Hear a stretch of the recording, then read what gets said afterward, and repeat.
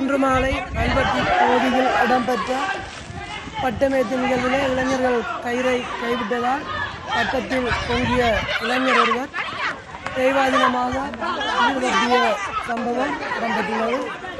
அந்த காட்சியை இந்த இடத்திலே நீங்கள் காண்கின்றீர்கள்.